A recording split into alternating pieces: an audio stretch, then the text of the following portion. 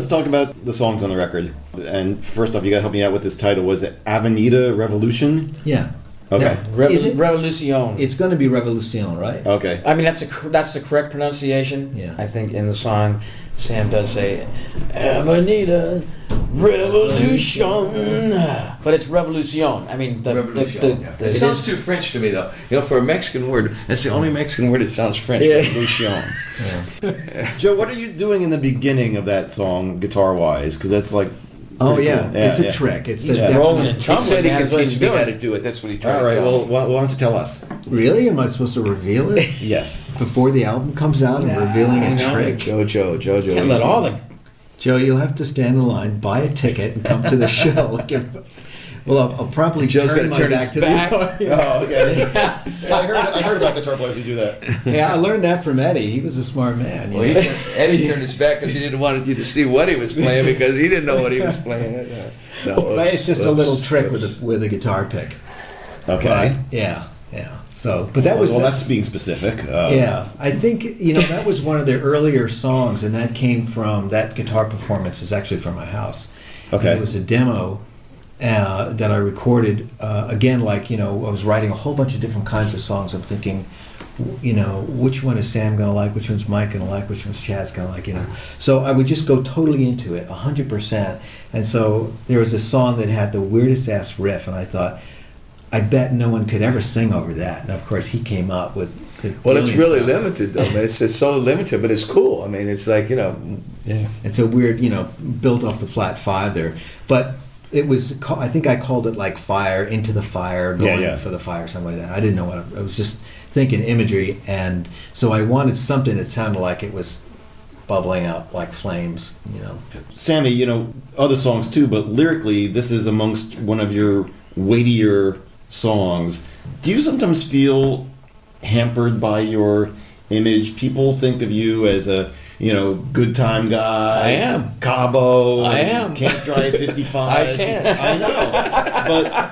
But no, I know. But I don't feel hampered by anything. I know what you're trying to get at, probably, but I really don't. I choose to sing and write about what I want to, and I've always had that freedom in bands because, like I say, no one wants to write lyrics usually, So I'm saying, okay, if I'm going to write the lyrics and I'm going to sing them, I'm going to write about what I want to write about. Now, when I normally wouldn't have picked on that subject, but when I heard that music, I swear I see people running through ditches and crawling and fucking across barbed wire fences and shit. I mean, I saw it. It was so visual that, and because I drive to Cabo, that's one of my funner things when I have 3 or 4 days in my life, where I don't have nothing to do. I'll get, we'll drive down to Cabo. And that Avenida Revolution, that street is amazing when you drive down it for miles, and it's nothing but crosses and flowers and paintings and stuff where people have died trying to, cross that street and get run over by cars and what? Okay, there you go. What do they have when you're driving down the street? You see, it's reading the questions. It doesn't say friggin'. It doesn't say friggin' cattle crossing, or it doesn't say whatever crossing. It's got women and children. Holding their hands crossing the street. Like, watch out for this. And people, man, it's fucking look at man. It was so devastating that when I heard that music and I saw that street, and I thank God I called my Mexican partner. This is such great karma, and I said, Marco, what's the name of that street? And he said, Avenida Revolution. I said, there's a fucking title if I ever heard one in my life. It was just such good karma. And that song wrote itself. It's verbatim. The song Sexy Little Thing. This is for Joe. Stop looking at your BlackBerry. It's interesting. Michael and Sammy, have been in bands that have obviously dealt with songs of very sexual nature, but your image is a little bit more squeaky clean. Well, we're going to take care of that.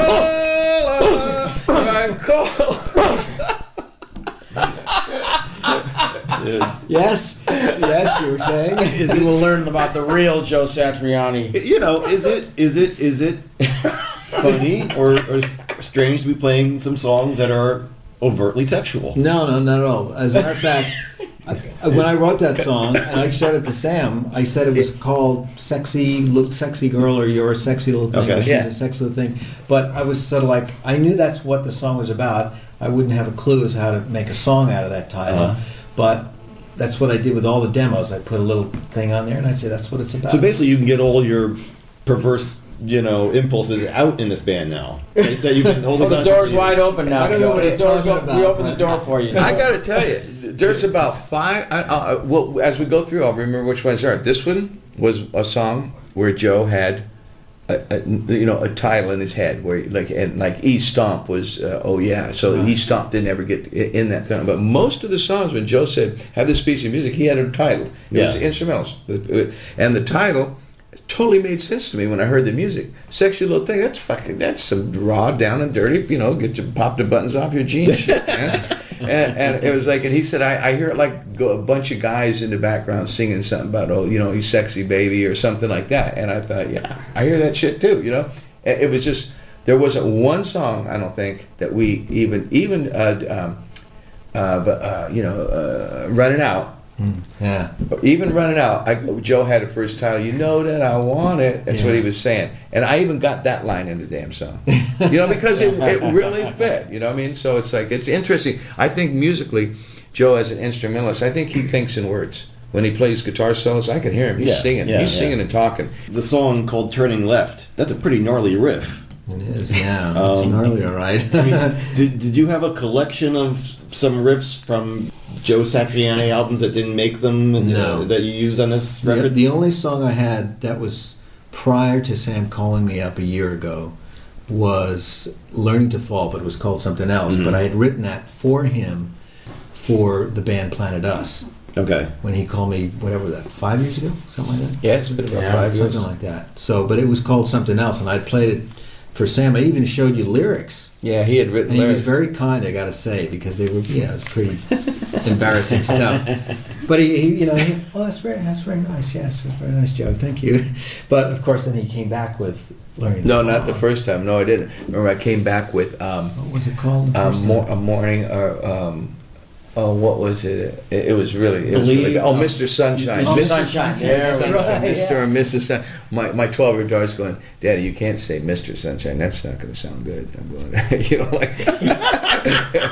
because I was talking about a relationship. It was a bad idea, and I sang a whole different style and everything. I struggle with that. If you want to get into that song, I struggle harder on that song than any song on the album. In what way?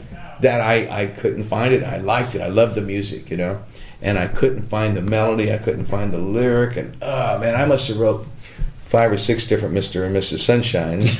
And then I wanted to call it Hello. That's right. That was in the band name kind of evolved that. We thought about calling the band Hello and things like that. But it was rough for me because that was one of the first things Joe and I did together.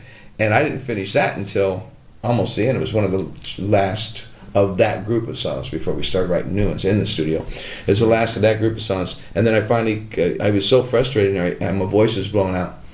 I said, fuck it, I'm just going to sing like a soul singer. Remember? And I just started scatting some whole new thing. And then we found it finally. Yeah. And it's awesome. It's one of my favorite songs on the record. But that I struggle with. And it wasn't because of Joe's lyrics that he gave me to begin with. It just that I had a melody and a lyric in my head that was way too wimpy for this band. It was way too sweethearty, it was a little spongy, you know what I mean? It was like, kind of, I don't want to mention any other bands, but Chad said, there ain't going to be no in this band.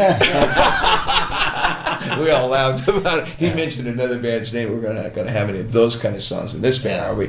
And I said, absolutely not. The song "My Kind of Girl" sounds like a single to me. You don't think so?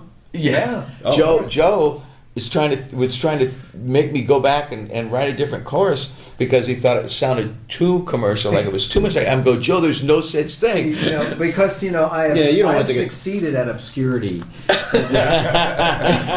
No hits here. You will write no hits. But what he's got to understand is my obscure stuff never got the light of day. The only thing I ever made it with were hits. So because you want to be a cult band, really, right? That song is seriously, really a great lyric, and that chorus I think is the best chorus melody I think I've ever been involved with writing with. And I told you, I said, you're crazy. And that song is user friendly, man. You've been in a fucking convertible. See, I got a 4 or 5 convertibles, so I'm cheating. I'm putting it in a convertible and driving down the road going, man, wait till the world hears this shit in the summer. There's just something about a song like that. Yeah, I'm in love with it. You got that lyric, and then when the chorus kicks in, I mean, Everybody wants to sing it. And